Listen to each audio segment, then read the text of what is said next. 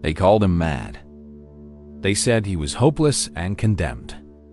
But before this story is over, you will realize it wasn't only his chains Jesus came to break. It is the chains you carry in silence. Fear, addiction, pride, shame. The kind that rattle in the soul. Ask yourself, if Jesus crossed a raging sea for one broken soul, how far would he go for you? The night had fallen, thick over the Sea of Galilee. Waves rose like mountains, tossing the disciples' boat, as if the sea itself wanted to swallow them. The disciples struggled against the wind and waves, desperate to survive. Yet Jesus lay asleep at the stern, calm while the world around him raged. The disciples cried out in desperation, begging their master to save them before the waves overtook them. And Jesus rose. He stretched out his hand and spoke 2 words. Peace, be still. In an instant, the wind obeyed and the sea bowed in silence. The disciples trembled, asking one another who this man could be. That even the wind and waves obeyed him, none of them knew the answer would soon scream back at them.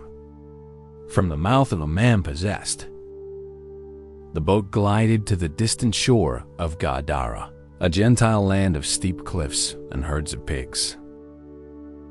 The air smelled of decay, and the moment Jesus stepped onto the sand, the silence broke.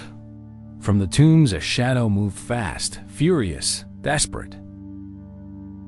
A man emerged, hair tangled, body scarred, eyes like storms. This man lived among the burial caves. He could no longer be restrained, even with chains. Whenever he was bound, he snapped the iron from his wrists. No one was strong enough to subdue him. Day and night he wandered, howling and cutting himself with sharp stones. And now he ran toward Jesus with terrifying speed. The disciples recoiled in terror. But Jesus stood firm, his gaze steady and unafraid. The possessed man fell at Jesus' feet, his body convulsing. He shrieked words that shocked everyone present. He cried out, asking why Jesus was interfering with him. And then he called Jesus by name, the Son of the Most High God, begging not to be tortured. How did this madman know? The demons inside him recognized what many could not yet see. Jesus commanded the unclean spirit to come out. Then he asked a simple question, "What is your name?" The answer came in a chorus of voices. My name is Legion, for we are many. A Ramang legion held over 6,000 soldiers. Imagine that, 6,000 unclean spirits holding one soul hostage. A whole army of darkness confined to a single man. The disciples had seen storms obey and diseases flee. But this was a war they could not comprehend. The demons pleaded not to be sent away from that region. They begged to be sent into a nearby herd of pigs instead, and Jesus permitted them to go. In that moment, the man's body stiffened.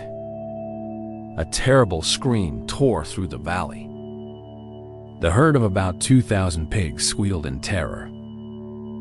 They rushed violently down the steep hillside, plunging into the sea. The waters churned what once was chaos. Inside, a man now sank beneath the waves, and then stillness. The man fell silent. He looked up with clear eyes. For the first time in years, he'd been delivered. He was free. The herdsmen who witnessed everything ran toward the city, spreading the news like wildfire. The pigs were gone. The madman was healed. A crowd rushed toward the tombs expecting destruction. Instead, they found peace. The man they had feared for so long now sat calmly at Jesus' feet, clothed, composed, and in his right mind. But the people were not grateful. The cost of this deliverance, 2,000 pigs, was too high for their fearful hearts. They could not see that a man's soul was worth more than a herd of swine, and so they did the unthinkable. They begged Jesus to leave. Can you imagine? The one who brought peace was asked to go. The healed man had lost his chains, but the people were still bound by their fear. As Jesus prepared to depart, the healed man followed, begging to go with him. But Jesus, in his wisdom, had a different plan. Jesus told him to go home, to return to his friends, and tell them what great things the Lord had done for him and how God had shown him mercy. And so Jesus stepped into the boat and departed. The man watched until the vessel disappeared over the horizon. Then he turned and walked toward the 10 towns of that region. Everywhere he went, he proclaimed what Jesus had done for him. His scars became his sermon. His freedom became his message. Mercy had turned his madness into a mission. The Bible does not mention the man again, but we see what his faithfulness produced. When Jesus later returned to that region, the people who once chased him away now welcomed him with open arms. They brought the sick and begged for healing. Why the change? Because one man had prepared the way. One testimony had opened countless hearts sometimes. Your story is someone else's doorway to salvation. The story of the madman of Gadara is more than a miracle, it's a mirror. The man's chains were visible, heavy, cold, and loud. But what about the chains we carry in silence? Fear, addiction, pride, shame. These are the unseen bonds that imprison hearts even today. Dear friend, whatever chain may bind you,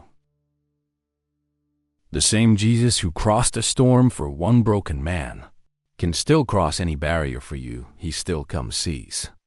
He still commands demons, and he still restores minds. And so the story of the madman of Gadara reminds us, no one is beyond God's reach. The one who was hopeless became a herald of hope. And the same mercy that set him free is still reaching for you today. Subscribe and share this story with someone who needs to hear it today. God bless you, and we'll see you next time.